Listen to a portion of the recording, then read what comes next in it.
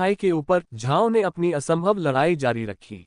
उसके चांदी जैसे पंख अंधेरे में चमक रहे थे, एक के बाद एक लक्ष्य को भेदते जा रहे थे, लेकिन शेडो स्टॉकर तंबू के कपड़े में लगातार बढ़ते हुए छेदों से अंदर घुसते जा रहे थे।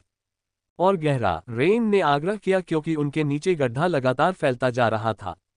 अथक परिश्रम करते हुए खुदाई करने वालों के माथे पर पसीने की बूंदें आ गईं। रेन ने देखा कि छात्र खाई में फिसलते जा रहे थे जबकि झाओ के पंख तेजी से कम होते जा रहे थे। तेज करो, रेन ने टैरो और खुदाई जारी रखने वाले अन्य लोगों से आग्रह किया। गड्ढा लगभग इतना गहरा और चौड़ा था कि 40 छात्र उसमें घुस गए थे, लेकिन बाकी बचे लोगों के लिए जगह अभी तैयार नहीं थी। मिन, वहां की जमीन को समतल करने में उनकी मदद करो, उसने अपने दोस्त को निर्देश दिया। तारो, दाईं ओर जाओ, वहां की जमीन नरम है। तारो के भरिंग ने दिशा बदली और उसके पैरों से मिट्टी के बड़े बड़े टुकड़े उखड़ने लगे। खुदाई करने वाले यंत्रों से लैस 2 अन्य छात्रों ने तालमेल बिठाकर कुशलतापूर्वक सुरंग का विस्तार किया। उनके संयुक्त प्रयासों से सुरंग इतनी तेजी से बढ़ने लगी कि कोई एक यंत्र उसे इतनी तेजी से नहीं बढ़ा सकता था। बस थोड़ा और, रेन ने मन ही मन सोचा और लूना की ओर बढ़ा, जो अलग खड़ी स्थिति का जायजा ले रही थी और उसका भेड़िया हमला करने के लिए तैयार था। उसने लूना की ओर हाथ बढ़ाया।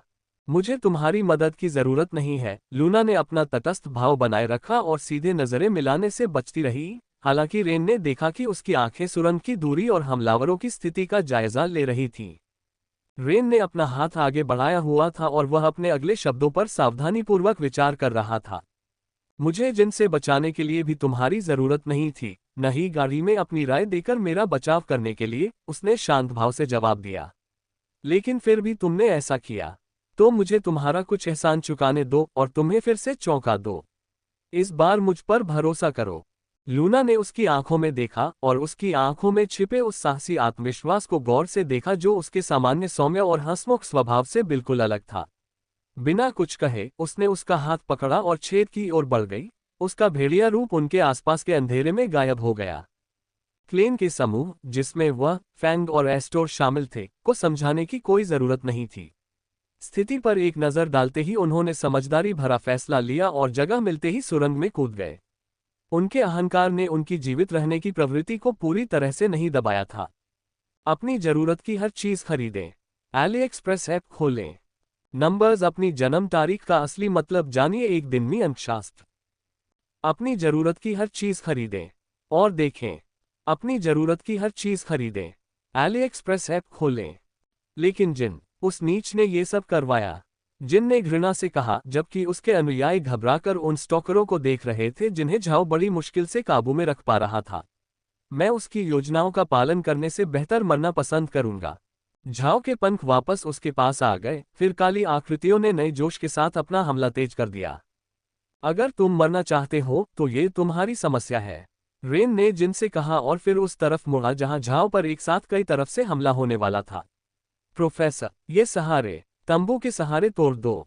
सहायक कर्मी, जो सुरंग के निर्माण को बढ़ती हुई उत्सुकता से देख रहे थे, ने एक दूसरे की ओर त्वरित निगाहें डाली। उन्होंने आगे की बहस का इंतजार नहीं किया। उन्होंने जिन के समूह को पकड़ा और उनके विरोध के बावजूद उन्हें सुरंग के प्रवेश द्वार की ओर घसीट कर ले गए। चांदी के पंखों ने घातक सटीकता के साथ आधारों को भेद दिया। जैसे ही ढांचा ढहने लगा, झाओ ने खुद को सुरंग की ओर उछाला और जैसे ही कपड़ा उनके सिर पर गिरा, उसके पंख वापस उसके पास आ गए। सनकरी सुरंग में घोर अंधेरा छा गया था, जो चारों ओर से दबाव डाल रहा था। रेन के बालों में लगे मशरूम बनावटी चमक से दमक रहे थे, जिससे तनावग्रस्त और भयभीत चेहरे रोशन हो रहे थे। उनकी रोशनी से ऐसी बदलती हुई परछाइयां बन रही थीं कि जगह अपने वास्तविक आकार से छोटी और बड़ी दोनों लग रही थी। ऊपर से वे हमलावरों को पीछे हटते हुए सुन सकते थे ताकि वे गिरे हुए तंबू की आड़ में न आ जाएं और गलती से समूह के चारों ओर मौजूद जीवन अवशोषक जेलीफिश के शवों को न छू लें। योजना क्या है? झाओ ने रेन की ओर मुड़कर पूछा। उम्मीद है कि तुम्हारे साथ चलने का मुझे पछतावा नहीं होगा, लड़के। अगर हम ऐसे ही रहे तो हम आसानी से शिकार बन जाएंगे। पहले हमें एक मजबूत आवरण चाहिए, रेन ने जल्दी और हड़बड़ी में कहा। बस कुछ सेकंड, जब तक वे इससे बना रहे हैं मैं समझा देता हूं। झाओ ने तेजी से सिर हिलाया। हर वो व्यक्ति जो अवरोधों, मिट्टी या चट्टान को नियंत्रित कर सकता है। उसकी आवाज सुरंग में गूंज उठी। हमें अभी एक छत चाहिए, पतली लेकिन मजबूत। कई छात्रों ने तुरंत प्रतिक्रिया दी और रक्षात्मक उद्देश्य से उनके भीतर के जंगली जानवर प्रकट हो गए। जारी रखो, झाओ ने आदेश दिया, जबकि उसके विशाल पंखों ने अस्थायी ढांचे को सहारा देने में मदद की। रेन ने सिर हिलाया। हाँ, पहले मैं शैडो स्टॉकर से निपटूंगा और फिर तुम। उनके ऊपर एक जोरदार धमाका हुआ और आग की लपटों की आवाज ने उनकी बात को बीच में ही रोक दिया। हमलावरों ने अपना हमला शुरू कर दिया था। जल्दी करो, झाओ ने आग्रह किया। हमारे पास ज्यादा समय नहीं है। योजना यह है कि टारो ने अपना हाथ सुरंग की दीवार पर दबाया। उसके अंदर प्रकट हुआ भरिंग कंपन करने लगा और ऊपर की हलचलों को अचूक सटीकता से भांपने लगा।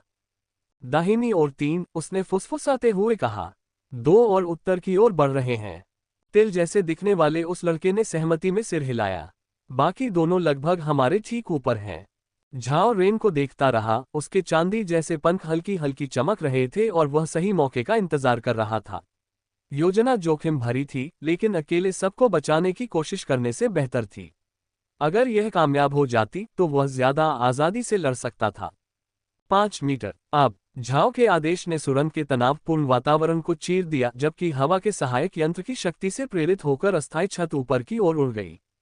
झाओ के पंख अस्थायी छत को भेदते हुए कई अप्रस्तुत हमलावरों तक पहुंचे। उस क्षण की अफरा तफरी में भी उनका निशाना अचूक था। ऊपर हमलावरों की आश्चर्यचकित चीखों ने पुष्टि की कि उन्हें अपने लक्ष्य मिल गए थे। आश्चर्य का तत्व पूरी तरह से कारगर साबित हुआ। रक्षात्मक क्षमता रखने वाले छात्रों ने पहले से अधिक मोटी, रणनीतिक रूप से हमलों को रोकने के लिए बनाई गई नई शरणस्थली का निर्माण शुरू कर दिया था। उनके चारों ओर दीवारें खड़ी होने लगी, प्रत्येक परत उनकी सुरक्षा को और मजबूत करती गई। रेन ने अपना नया बाग स्टॉकर कोर निकाला। शैडो स्टॉकर के नियंत्रण का मुकाबला करने की उसकी योजना अमल में लाने के लिए तैयार थी। उसने प्रोटोकोर क्रिस्टल को सक्रिय किया और साथ ही छात्रों के आसपास के क्षेत्र में आवृत्ति को नियंत्रित करना शुरू कर दिया। ऊपर से शैडो स्टॉकर लगातार आगे बढ़ते रहे, लेकिन रेन द्वारा कोर को सक्रिय करने के बाद उनके चलने के तरीके में कुछ बदलाव आया। शैडो स्टॉकर अनियमित रूप से चलने लगे, मानो वे परस्पर विरोधी संकेतों से भ्रमित हो गए हों। ये काम कर रहा है, टेरो ने दीवार के एक हिस्से को मजबूत करते हुए चिल्लाकर कहा। छात्रों ने अपनी स्थिति का बचाव करने के लिए अपने पास मौजूद हर चीज से तैयारी कर ली, जबकि झाओ और 4 सहायक सैनिकों में से 3 ने अपना हमला शुरू कर दिया। झाओ ने जरा भी संकोच नहीं किया। आश्चर्य का वह क्षण ही उसके लिए काफी था। उसके पंखों ने कमजोर लक्ष्यों को निशाना बनाया, जिससे कई दुश्मन घायल या भ्रमित हो गए। जीवन रक्षा की लड़ाई नए सिरे से तेज हो गई। लेकिन इस बार स्थिति अलग थी। सहायक सैनिक झाओ के साथ हमले में शामिल हो सकते थे। हमले की शुरुआत के बाद पहली बार वे छात्रों को गुप्तचरों से बचाने की चिंता किए बिना पूरी तरह से युद्ध पर ध्यान केंद्रित कर सकते थे। इन्हें सुरक्षित रखो, उसने कैल्शियम प्लेटेड भोगे वाले सहायक को आदेश दिया और फिर हमलावरों के समूह की ओर दौड़ पड़ा। अब उनके लाभ का पूरा फायदा उठाने का समय था। बचे हुए 7 हमलावर पीछे हट गए। चांदनी में उनके विकृत शरीर असंभव ढंग से हिल रहे थे।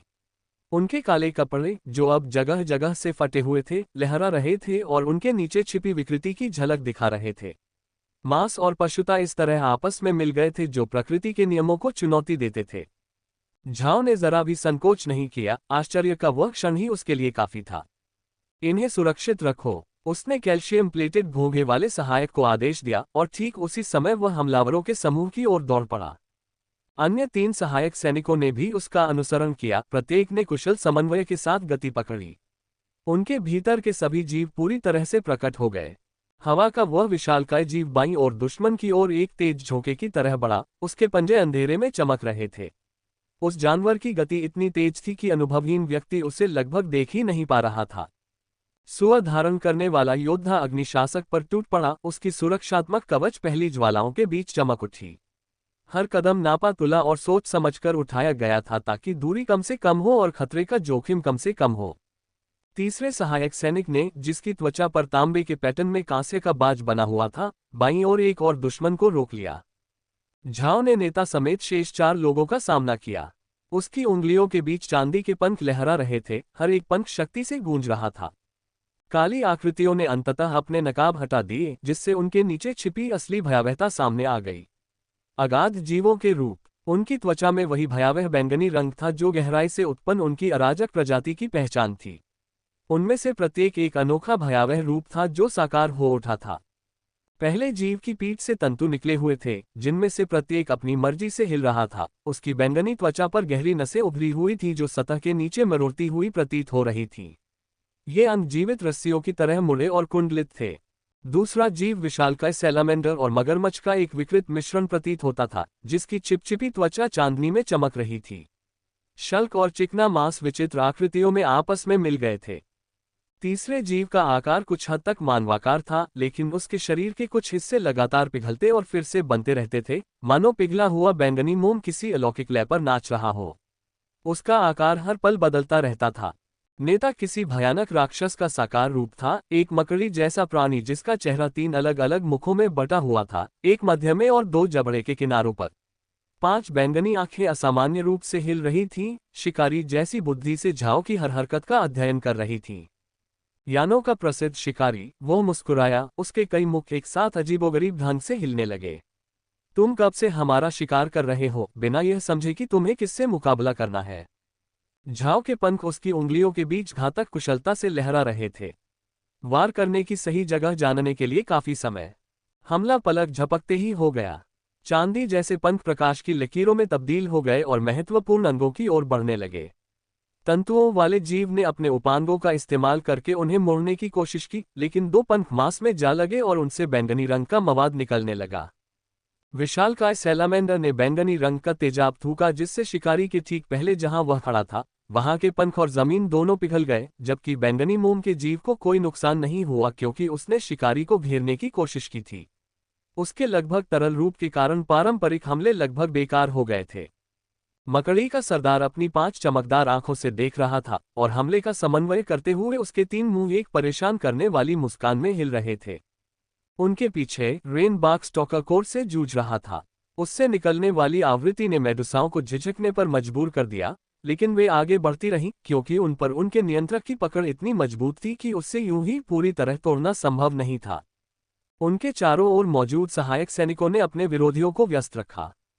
लिंक्स को धारण करने वाला योद्धा अपने शत्रु की गति का मुकाबला करते हुए सटीक हमलों से उनकी रक्षा पंक्ति की कमजोरियों को भेद रहा था। सुअ अपने कवच से दूषित ज्वालाओं को सोखते हुए निरंतर आगे बढ़ रहा था। बाज ने यह साबित कर दिया कि कांस्य युग के प्राणियों में भी उससे इतना भय क्यों होता है। उसके प्रहारों से ऐसे बैंगनी घाव हो रहे थे जो भरने का नाम ही नहीं ले रहे थे। बच्चों को अकेला छोड़ना एक गलती थी, हंटर। नेता के तीनों मुंह एक साथ हिले। उसके मकड़ी जैसे पैरों ने उसे एक ऐसे हमले में धकेल दिया जिसे झाओ बड़ी मुश्किल से चकमा दे पाया। मैं एक पुरुष पीछा करने वाले की नकल करने की तुम्हारी दयनीय कोशिश को महसूस कर सकता हूं। झाओ ने एक तेजाब की धार से बचते हुए अपने पंखों से एक टेंटेकल को रोका। मोम का वह प्राणी 3 हिस्सों में बंट गया और उसे घेरने की कोशिश करने लगा। हर हिस्सा घातक इरादे से आगे बढ़ रहा था। तुम्हें लगता है कि तुम इस झुंड को काबू करने में हमें मात दे सकते हो? नेता ने हमला जारी रखते हुए कहा। हमने उनके नर को मार गिराया और पूरे झुंड को तब तक देखने पर मजबूर किया जब तक हमने अपने मायाजाल से उन पर अपना दबदबा नहीं बना लिया। एक साधारण आवृत्ति काफी नहीं है। यह अचानक रुक गया। छेद के ऊपर एक आकृति उठी, एक नर शैडो स्टॉकर, जिसकी उपस्थिति से पूरा झुंड थम गया। उस विशालकाय जीव की परछाई रात के आकाश में छा गई। मेडुसाएं बिखरने लगी। उनका समन्वित हमला तब टूट गया जब रसातल के प्राणी का नियंत्रण उनके असली नेता के सामने गायब हो गया। कैसे? नेता के तीनों होंठ असमंजस में मुड़ गए। उसका आत्मविश्वास पहली बार डगमगा उठा। झाओ मुस्कुराया और उसके पंख बैंगनी मांस से टकराए। लगता है अपने सबसे कम होनहार छात्र पर भरोसा करना आखिरकार कोई गलती नहीं थी। धिक्कार है धोखेबाज। जैसे ही झाओ के पंख निशाने पर लगे, अगाध गरज एक घुटी हुई चीख में बदल गई। ध्यान भटकाने का ये प्रयास बिल्कुल सही था। जब 5 बैंगनी आंखें छेद के ऊपर बने भ्रम पर टिकी हुई थीं, तभी शिकारी ने बेरहमी से हमला कर दिया। रात में चमकने वाला वह कोई असली नर नहीं था। रेन ने दर्पण जैसी दिखने वाली मेंटिस की प्लेटों के प्राकृतिक प्रतिबिंब को मृत मेडुसा के शरीर के साथ मिलाकर अपने मशरूम की सफेद चमक का उपयोग करके एक ऐसी छवि बनाई थी जिसने आवृत्ति के साथ मिलकर पूरे झुंड को धोखा दिया था। शांत उड़ान, झाओ ने फुसफुसाया। उसके उल्लू ने तुरंत प्रतिक्रिया दी। उसकी उपस्थिति सुबह के कोहरे की तरह गायब हो गई, जिससे अथाह गहराई क्षण भर के लिए भ्रम में पड़ गई। सैलामेंडर घबराकर मुड़ा। उसकी 2 भागों में बंटी जीभ शिकारी का पता लगाने के लिए हवा को सूंघ रही थी। एक चांदी जैसी चमक ही उसकी एकमात्र चेतावनी थी, इससे पहले कि 3 पंख उसके बैंगनी मांस को भेद दें। तंतुओं वाला प्राणी बेतहाशा छटपटा रहा था, एक रक्षात्मक घेरा बनाने की कोशिश कर रहा था, लेकिन झाओ वहां नहीं था। वह मोम के अथाह गड्ढे के पीछे एक भूत की तरह प्रकट हुआ। उसके पंखों ने सही आकार ले लिया जिससे उसके तरल रूप को वास्तविक क्षति पहुंच रही थी। उसे ढूंढो, नेता ने आदेश दिया। उसके घावों से बैंगनी खून टपक रहा था और उसके मकड़ी जैसे पैर अनियमित रूप से हिल रहे थे। वह ऐसा नहीं कर सकता। कहीं से भी चांदी के पंख निकले, कुछ ने शरीर को छू लिया तो कुछ ने अगाध आत्माओं को झाओ की इच्छा के अनुसार चलने पर मजबूर कर दिया। यानों का शिकारी अपने पूरे रंग में था, रात उसका क्षेत्र थी और उसका कोहरे वाला उल्लू उसे परछाइयों के बीच एक प्रेत की तरह घूमने की शक्ति देता था। एक तंतु को खाली हवा मिली, एक तेजाब की धारा निर्जीव धरती से टकराए। बैंगनी मोम के पिंड बिना किसी उद्देश्य के फटकर फिर से बन गए। नेता की 5 आंखें तेजी से घूम रही थीं, मानो उस अदृश्य शिकारी को ट्रैक करने की कोशिश कर रही हो जो धीरे धीरे उनका खून चूस रहा था।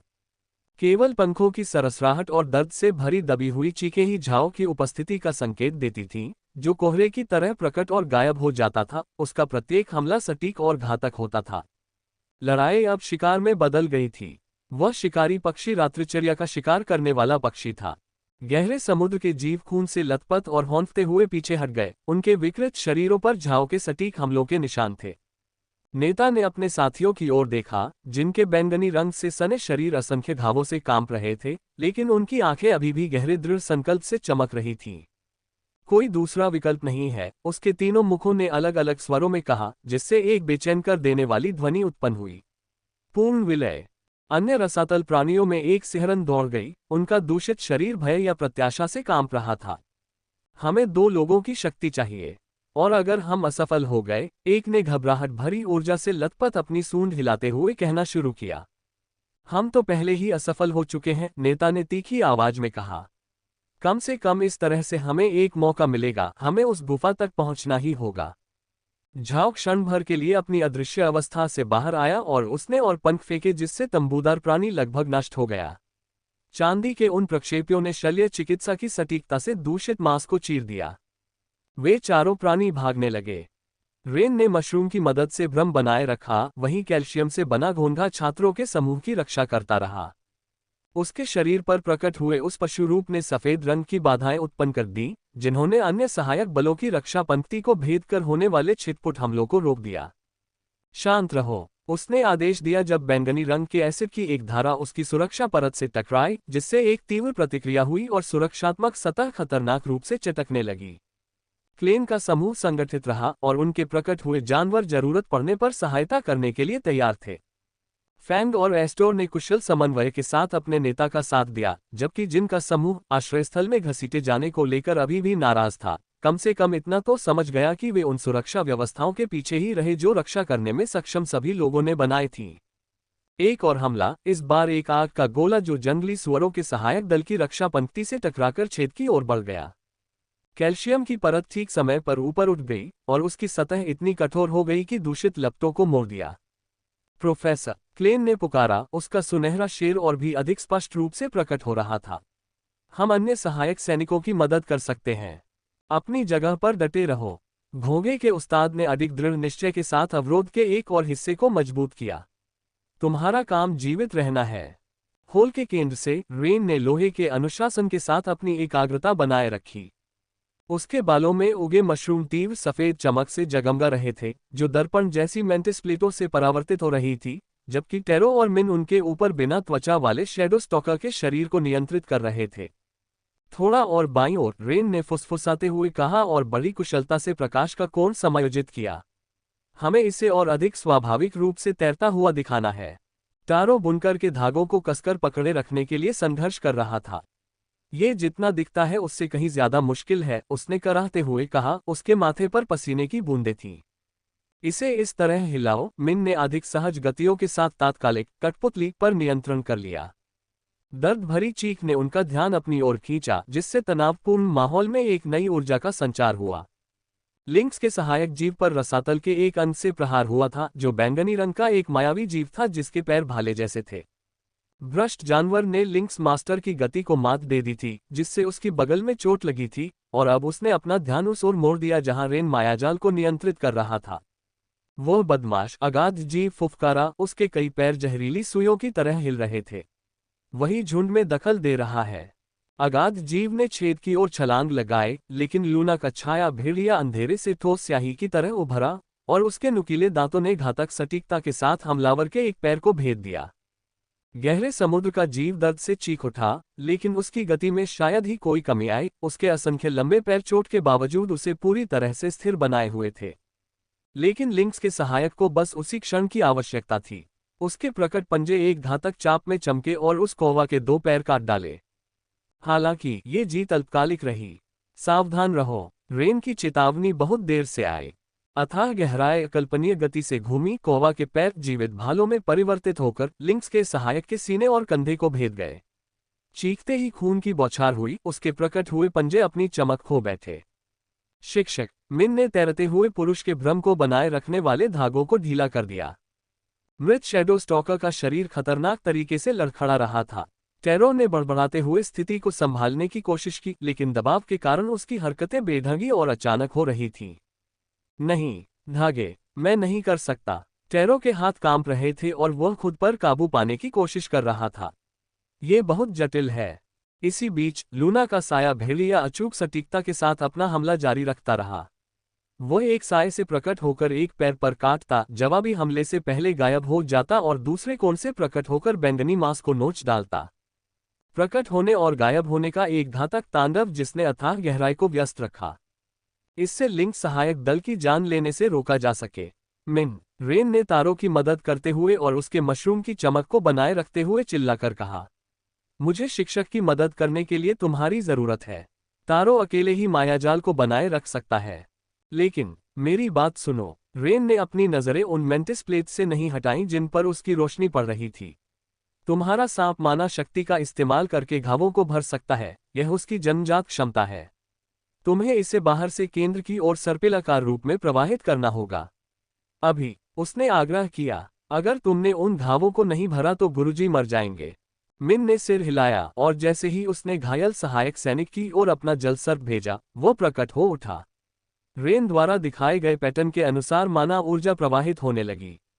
लूना का ध्यान केंद्रित रहा, उसकी आंखें हर हरकत पर नजर रख रही थीं, जबकि वह हिट एंड रन की इस घातक रणनीति में अपने जानवर को निर्देशित कर रही थी। टारो ने जोर से कराहते हुए एक आह भरी। शैडो स्टॉकर का शरीर खतरनाक तरीके से एक तरफ झुक गया।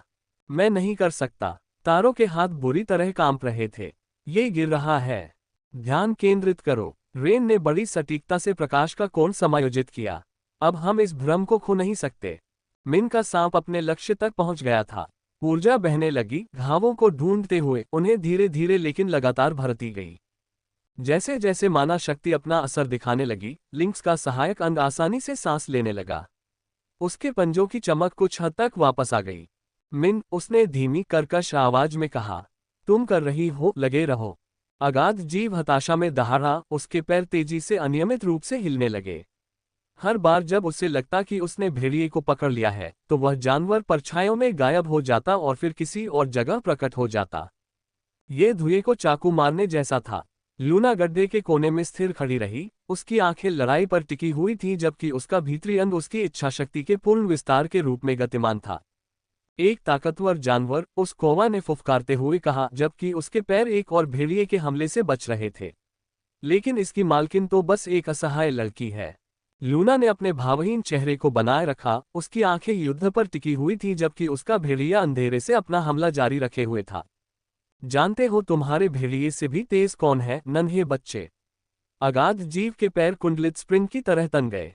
मैं। ये बिजली की तरह लूना की ओर झपटा और परछाई वाले भेड़िए के अगले हमले को पूरी तरह से नजरअंदाज कर दिया। लिंक्स का सहायक साथी अंततः लड़ाई में फिर से शामिल होने के लिए पर्याप्त रूप से स्वस्थ हो गया और उसने अपने प्रकट पंजों से हमले को रोक दिया। लूना, उसने भाले जैसे पैरों को रोकते हुए चिल्लाया, पीछे हटो। लेकिन वह विशालकाय जीव असंभव तरीके से मुड़ा, उसके पिछले पैरों ने उसे सहायक चट्टान के ऊपर धकेल दिया। लूना को पलक झपकाने का भी समय नहीं मिला कि वह विकृत जानवर उसके ऊपर आ गया। उसके पैर मौत की बारिश की तरह बरस रहे थे। बहुत धीमे, अगाध दैत्य दहाड़ा। ये गिर रहा है। टेरो चिल्लाया, उसके हाथ कांप रहे थे क्योंकि वह आवश्यक नाजुक नियंत्रण बनाए रखने के लिए संघर्ष कर रहा था। नहीं, नहीं, धीरे, रेन ने आग्रह किया, जबकि मेडुसाओं के चलने फिरने में संदेह के लक्षण दिखने लगे थे। गति में प्रवाह होना चाहिए, जैसे हवा पानी में होता है। स्वाभाविक गति के बारे में सोचो, न कि जबरदस्ती वाली। मैं कोशिश कर रहा हूं। धागों को संभालने की कोशिश में तारों के हाथ कांप रहे थे, हर कंपन उनके धोखे को उजागर करने की धमकी दे रहा था। तुम बहुत तनाव में हरकतें कर रहे हो, अपनी आंखें बंद करो, रेन ने बीच में टोकते हुए कहा। उनके आसपास के शोरगुल के बावजूद उसकी आवाज स्थिर थी। धागों के बारे में भूल जाओ, अपने भरिंग के बारे में सोचो कि विकसित होने पर वह कैसा दिखेगा। लेकिन हम खतरे में हैं, अगर ऐसा हुआ तो मैं चैन से नहीं बैठ सकता।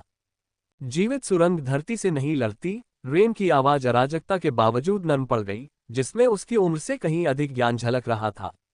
ये खरोंचता नहीं, धक्का नहीं देता। ये लहरों की तरह बहता है, धरती को अपने चारों ओर नचाता है। प्रशिक्षण पूरा होने पर तुम्हारा जानवर भी ऐसा ही करेगा, ठीक वैसे ही जैसे साधना के दौरान माना ऊर्जा का प्रवाह होता है। मेडुसाएं बेचैनी से हिलने डुलने लगी। अपूर्ण संकेत पैटर्न के कारण वे अपनी स्वाभाविक प्रवृत्ति और कृत्रिम नियंत्रण के बीच दुविधा में पड़ गईं। तनाव छोड़ो, गहरी सांस लो, रेन ने अपने दोस्त को समझाते हुए जोर देकर कहा। अपने हाथों को अपने भीतर के जानवर की तरह चलने दो, जैसे धरती के नीचे पानी बहता है। तारों ने गहरी सांस ली, उसकी आंखें बंद थीं। एक पल के लिए उसे लगा कि उसका भरिंग रूपांतरित हो रहा है, कुछ अधिक तरल, अधिक प्राकृतिक रूप ले रहा है। यह दृश्य इतना स्पष्ट था कि उसकी सांसें थम गईं। उसकी भुजाएं एक अलग ही लय में हिलने लगीं। अब वह मृत शैडो स्टॉकर के भार से जूझ नहीं रहा था, बल्कि उसने अपनी हरकतों को तरल मिट्टी की तरह बहने दिया। हर हरकत सहज और उद्देश्यपूर्ण थी। बस यही। रेन ने नए ताल के अनुरूप अपने मशरूम की चमक को समायोजित किया। इसे ऐसे ही रहने दो। ऊपर मेडुसाओं ने पूर्ण पैटर्न पर प्रतिक्रिया दी। खतरे का संकेत अंततः उनके आदिम मस्तिष्क में दर्ज हो गया और वे अपनी गुफा की ओर पीछे हटने लगी। उनकी हरकतें अधिक स्वाभाविक और समन्वित होती गईं। मैं कर रहा हूं, टेरो ने फुसफुसाते हुए कहा। उसके चेहरे पर हल्की मुस्कान थी और वह अपनी लहराती हुई गति को बनाए रखे हुए था। मैं इससे महसूस कर सकता हूं, ऐसा ही होगा जैसे नाचती हुई धरती। रेन ने गर्व से पुष्टि की कि उसके दोस्त ने अपने भविष्य के विकास के साथ वह संबंध खोज लिया था। सैलामेंडर के आकार का वह अगाध जीव दौड़ रहा था, उसकी बैंगनी त्वचा ठंडे पसीने से चमक रही थी। अगले हमले के स्रोत का पता लगाने की कोशिश में उसकी अलौकिक इंद्रियां अपनी चरम सीमा तक पहुंच गई थीं। रात के सन्नाटे में मुश्किल से सुनाई देने वाली एक सीटी की आवाज। जैसे ही उसके सिर के पास 3 चांदी के पंख हवा में आए, उसने खुद को दाईं ओर फेंक दिया। उसे संभलने का समय भी नहीं मिला था कि 2 और पंख एक असंभव कोण से निकले, जिनमें से एक उसके कंधे में घुस गया और उससे दूषित खून निकलने लगा। वह कहाँ है? वह कहाँ है? शिकारी अंधेरे में एक भूत की तरह था। न तो कदमों की आहट सुनाई दे रही थी, न ही किसी की मौजूदगी का एहसास हो रहा था। बस पंखों की जानलेवा सीटी और उनसे होने वाला दर्द ही सुनाई दे रहा था। आगे उसे उसके साथी दिखाई दे रहे थे। तंतुओं वाला जीव बुरी तरह खून बह रहा था। बैंगनी रंग का चिपचिपा पदार्थ कई जगहों से बेजान हो चुका था। काश वह उन तक पहुंच पाता। एक और हमला, इस बार ऊपर से। वह बुरी तरह छटपटाया, लेकिन एक पंख उसके पैर में जा लगा। दर्द असहनीय था, लेकिन दहशत उससे भी बदतर थी। हर बार जब उसे लगता कि उसने हमलों का कोई पैटर्न ढूंढ लिया है, तो झाओं ने घातक अप्रत्याशितता के साथ उसे बदल दिया। अफवाहें सच थीं, उसने सोचा। तभी एक और पंख उसकी गर्दन को छूकर निकल गया। शिकारी कभी अपने शिकार को भागने नहीं देता। अंधेरे में कुछ हलचल हुई। क्या वह वही था?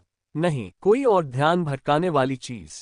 पंख विपरीत दिशा से आए और त्वचा और मांस को ऐसे भेदते हुए निकले मानो वे कागज हों। वह चीख भी नहीं पा रहा था। डर ने उसका गला जकड़ लिया था। वह बस भाग सकता था, रेंग सकता था, अपने साथियों तक पहुंचने की कोशिश कर सकता था, जबकि खामोश मौत अंधेरे में उसका पीछा कर रही थी। नेता ने यह मिशन क्यों स्वीकार किया था? उन्होंने शिकारी को उसके अपने क्षेत्र में क्यों उकसाया था? एक और सीटी बजी। उसके विकृत शरीर में और अधिक पीड़ा उत्पन्न हुई। सैलामेंडर हॉन्फ रहा था, उसका बैंगनी खून रात के उजाले में दौड़ते हुए एक निशान छोड़ रहा था। काश मैं उसे देख पाता, उसने हताशा से सोचा। मानो उनकी इच्छाओं का उत्तर दे रही हो। झाओ की आकृति उसके सामने प्रकट हुई। उसकी आंखें चमक उठीं। पूरे पीछा करने के दौरान शिकारी लगातार छुपकर हमला कर रहा था और पलटवार का कोई मौका नहीं दे रहा था। पर अब एक मौका सैलामेंडर ने महसूस किया कि उसकी ग्रंथियों में उसका पैतृक विष जमा हो रहा है। आखिरकार मैं उसे देख सकता हूं। जिस हमले को वह अब तक बचाकर रख रहा था, उसका तुरुप का पत्ता एक घातक फूल की तरह खिल रहा था। अगाध प्राणियों का दूषित अम्ल सामान्य जीवों जैसा नहीं था। ये केवल मांस और हड्डियों को ही नहीं पिघलाता था, बल्कि लक्ष्य की मूल ऊर्जा को भी नष्ट कर देता था। एक सीधा प्रहार भी यानों के शिकारी के लिए अपने दैवीय स्वरूप को बनाए रखना असंभव बना देता था। झाओ ने चांदी के पंखों की एक लहर चलाई, लेकिन सैलामेंडर तैयार था। उसकी बैंगनी मांसपेशियां अपनी सीमा तक तन गईं। दर्द सहते हुए वह आगे बढ़ा और हर हमले से कुछ मिलीमीटर की दूरी से बचने के लिए उसका शरीर असामान्य रूप से मुड़ गया। मैंने तुम्हें पकड़ लिया। उसका गला फूल गया, मानो वह भ्रष्ट तेजाब की धारा बहाने के लिए तैयार हो रहा हो।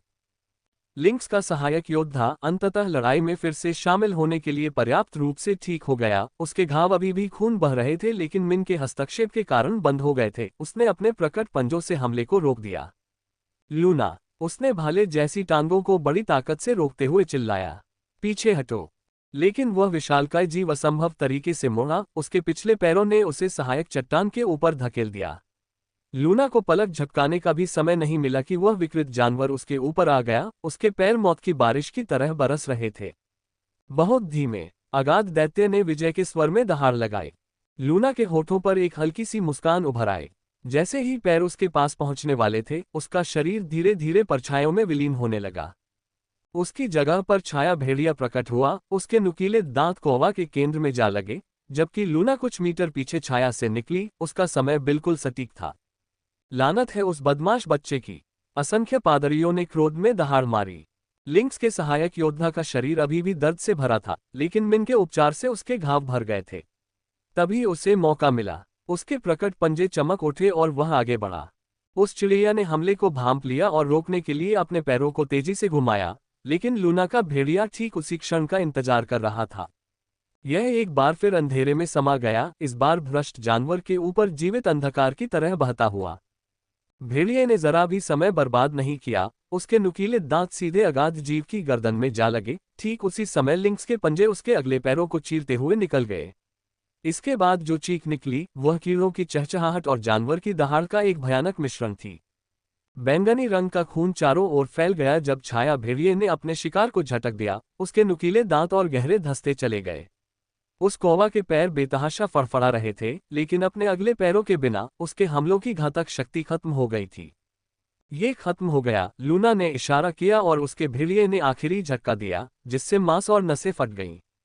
अगाध जीव का शरीर गिरने से पहले आखिरी बार मुड़ा। उसके कई पैर फड़फड़ाते रहे, जैसे कि उसने अपना जीवन त्याग दिया हो। कौन ज्यादा धीमा है? उसने फुसफुसाते हुए कहा। अगाध प्राणियों का दूषित अम्ल सामान्य जीवों जैसा नहीं था। ये केवल मांस और हड्डियों को ही नहीं पिघलाता था, बल्कि लक्ष्य की मूल ऊर्जा को ही नष्ट कर देता था। एक सीधा प्रहार होते ही यानों का शिकारी भी अपने भीतर के पशुवत स्वरूप को बरकरार नहीं रख सका, जिससे वह असुरक्षित हो गया। झाओ ने चांदी के पंखों की एक लहर छोड़ी, जिनकी घातक सटीकता रात के आकाश को चीरती हुई आगे बढ़ी। लेकिन सैलामेंडर तैयार था। उसका विकृत शरीर इस क्षण के लिए पूरी तरह से तैयार था। उसकी बैंगनी मांसपेशियां अपनी अधिकतम सीमा तक तन गईं। असहनीय दर्द सहते हुए वह आगे की ओर उछला और उसका शरीर असामान्य रूप से तरल गति में मुड़ता रहा, ताकि प्रत्येक प्रक्षेप्य को कुछ मिलीमीटर के अंतर से चकमा दे सके। मैंने तुम्हें पकड़ लिया। उसका गला फूल गया, मानो वह दूषित तेजाब की धारा को तैयार कर रहा हो, जो उस महान शिकारी का अंत कर देगी। इतनी दूरी पर बचने का कोई रास्ता नहीं था। युद्ध का रुख मोड़ने के लिए उसे केवल एक सीधा प्रहार ही काफी था। जीत उसके हाथों में थी। उसका जबड़ा शारीरिक रूप से संभव सीमा से कहीं अधिक खुल गया।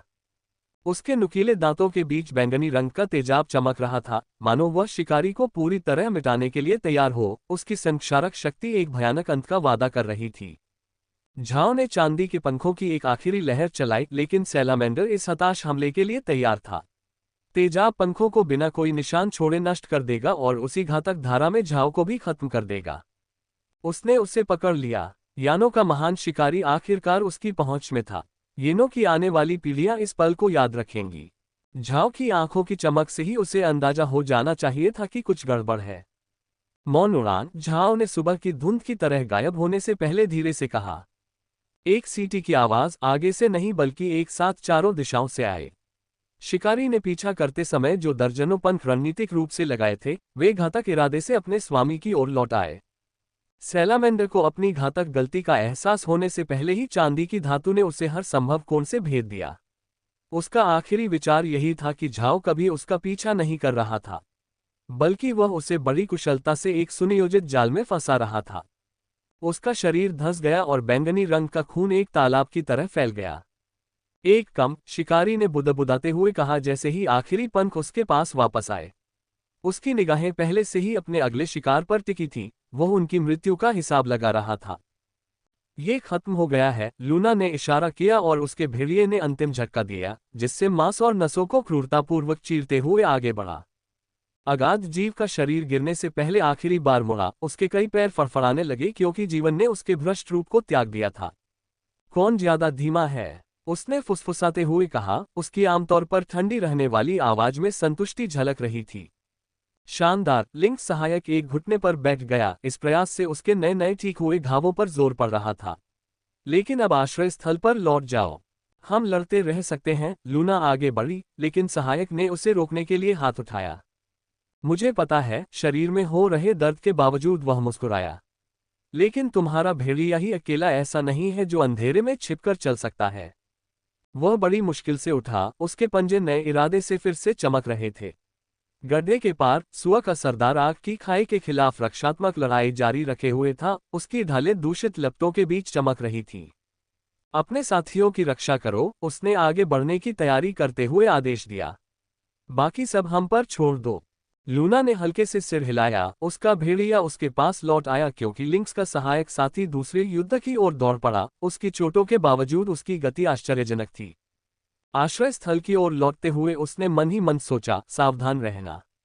परछाई वाला भेड़िया दूसरी परछाई की तरह उसका पीछा कर रहा था। अंधेरे में उसकी आंखें सुरक्षात्मक भाव से चमक रही थीं। वे कुछ समय तक वापस नहीं आएंगी। रेन ने रात के आकाश को देखा जहां आखिरी मेडुसा अपनी गुफा की ओर गायब हो रही थी। हमारे पास कम से कम 1 घंटा है, इससे पहले कि वे प्रोटोकॉल का पालन करते करते उब जाएं और शिकार पर लौट जाएं। तारो और मिन ने चिंता भरी नजरों से एक दूसरे को देखा। वे जानते थे कि उनके दोस्त के चेहरे पर दिख रहे भाव से पता चल रहा था कि वह कुछ खतरनाक योजना बना रहा है। क्या अब भ्रम की कोई आवश्यकता नहीं रही? लूना समूह के पास प्रकट हुई, उसकी आवाज हमेशा की तरह ठंडी थी। अभी अभी लड़ी गई भीषण लड़ाई के बावजूद उसमें थकान का कोई निशान नहीं था। अभी नहीं। रेन ने जारी लड़ाई का जायजा लिया। सहायक सैनिक अग्निकुंड पर दबाव बना रहे थे, लेकिन उसकी दूषित लपटों ने एक रक्षात्मक घेरा बनाए रखा था। मुझे शिक्षकों की मदद के लिए आप सभी की आवश्यकता है। कैसे? मिन ने पूछा, उसका पानी का सांप उत्सुकता से कुंडली मार रहा था। टारो, तुम्हारा भरिंग। रेन ने अपनी योजना बताना शुरू किया। अब तुम आदेश दोगे। लूना की भौहें थोड़ी सी उठीं, लेकिन उसकी आंखों में शरारत की एक झलक थी। सुझाव। रेन ने सहजता से सुधार किया। तारो अपने भरिंग के साथ हमलों की स्थिति में उनकी रक्षा करने में काफी सक्षम है। मिन, तुम्हारा सांप दूर से ही अग्नि जादूगर के नियंत्रण को कमजोर कर सकता है, बस उस पर पानी फेंक दो। उसने लूना की ओर मुड़कर उसकी तीक्ष्ण निगाहों से आंखें मिलाईं। और तुम्हारा भेड़िया बाज के साथ सहायक स्वामी की मदद कर सकता है। आपका क्या? उसने बीच में ही टोकते हुए पूछा। यह कोई सामान्य प्रश्न नहीं था, उसने उसके हाव भाव में कुछ खास बात देखी थी। रेन ने शैडो स्टॉकर की स्किन को ठीक किया। मेरे पास एक विचार है, लेकिन इसे समझाना मुश्किल है। तुम कुछ मूर्खतापूर्ण करने वाली हो, यह कोई सवाल नहीं था। उसकी परछाई वाला भेड़िया क्षण भर के लिए प्रकट हुआ, उसकी आंखें उसी तीव्रता से चमक रही थीं जैसे उसकी मालकिन की। शायद। रेन ने हल्की मुस्कान के साथ स्वीकार किया, जिससे उनकी चिंताएं कम नहीं हुई। लूना ने कुछ पल उसे गौर से देखा और फिर मुंह फेर लिया। मरना मत। शर्त जीतने पर वेई के चेहरे के भाव न देख पाना निराशाजनक होगा। मुझ पर भरोसा करो, रेन ने शेल्टर से बाहर निकलते हुए मुस्कुराते हुए कहा। लूना के मुंह से यह बात मानो चिंता जताने जैसी थी। मुझे बस कुछ पुष्टि करनी है। उसके बालों में उगे मशरूम मुश्किल से ही फड़क रहे थे जब वह गड्ढे से बाहर निकला, अपने दोस्तों को चिंतित लेकिन दृढ़ भावों के साथ छोड़कर। उन्हें काम करना था। रेन के बालों में उगे मशरूम धीरे धीरे फड़क रहे थे, जैसे ही वह बैंगनी खून के निशान का पीछा कर रहा था। झाओ के पीछा करने के निशान हर जगह थे, जमीन पर पंखों के निशान, गहरे समुद्र के खून के छींटे, हमलों से बचने के कारण क्षतिग्रस्त पेड़। दृश्य का अवलोकन करते हुए उसने सोचा प्रोफेसर तो प्रभावशाली है, लेकिन उसकी नज़र एक चांदी के पंख पर आकर रुक गई जो हल्की सी चमक रहा था। अपने हथियारों को लगातार लॉन्च करना और वापस खींचना, अपनी साइलेंट फ्लाइट तकनीक को बनाए रखना और अपनी 3 सिल्वर रैंक शक्तियों का निरंतर प्रदर्शन करना, इन सब के लिए बहुत अधिक मात्रा में माना की आवश्यकता थी। झाओ ने नियंत्रण का एक आदर्श मुखौटा बनाए रखा, लेकिन रेन उसके हालिया हमलों के पैटर्न में थकावट के सूक्ष्म संकेतों को देख सकता था। उन्हें सबसे ज्यादा अपनी अज्ञानता की चिंता थी। पहली बार उनके सुनहरे मशरूमों के माध्यम से प्रवाहित होने वाले ज्ञान का सामना एक शून्य से हुआ। अगाध जीव उसकी वर्तमान समझ से परे थे, उसके मशरूम में उनकी कमजोरियों, उनके स्वरूपों, उनकी सीमाओं के बारे में कोई जानकारी नहीं थी। अगर प्रोफेसर गिर गए तो इस विचार से मशरूम चिंता से कांप उठे। झाओ के बिना वे इन भ्रष्ट प्राणियों की दया पर निर्भर हो जाते। सहायक बल सक्षम थे, लेकिन अधिक अथाह गहराई के सामने। रेन ने अपने कंधों पर बैग को ठीक किया। वह हाथ पर हाथ धरे बैठे अच्छे की प्रतीक्षा नहीं कर सकता था। हो सकता है मुझे अगाध गहराई के बारे में जानकारी न हो, उसने मन ही मन सोचा और पटरियों के संकेत की दिशा में बढ़ने लगा। लेकिन इसका मतलब यह नहीं है कि मैं कुछ नहीं कर सकता। कृपया और भी उपन्यास पढ़ें ताकि हम अध्यायों को जल्दी अपडेट कर सकें। बहुत बहुत धन्यवाद। कृपया और भी उपन्यास पढ़ें ताकि हम अध्यायों को जल्दी अपडेट कर सकें। बहुत बहुत धन्यवाद। पिछला अध्याय, अगला अध्याय। कृपया और भी उपन्यास पढ़ें ताकि हम अध्यायों को जल्दी अपडेट कर सकें। बहुत बहुत धन्यवाद। दोस्तों, अगर आपको यह कहानी पसंद आई है तो इसकी आगे की कड़ियां हमारे टेलीग्राम चैनल पर सुन सकते हैं। गोल्डन मेंबरशिप, सिर्फ ₹149 में इस कहानी के अगले 100 एपिसोड का आनंद लें। अगर आप इस कहानी के सभी एपिसोड सुनना चाहते हैं तो सिर्फ ₹299 में इस पूरी कहानी का पूरा एक्सेस प्राप्त करें। टेलीग्राम लिंक और गोल्डन मेंबरशिप की जानकारी आपको डिस्क्रिप्शन और पिन किए गए कमेंट में मिल जाएगी। आपके प्यार और सहयोग के लिए दिल से धन्यवाद।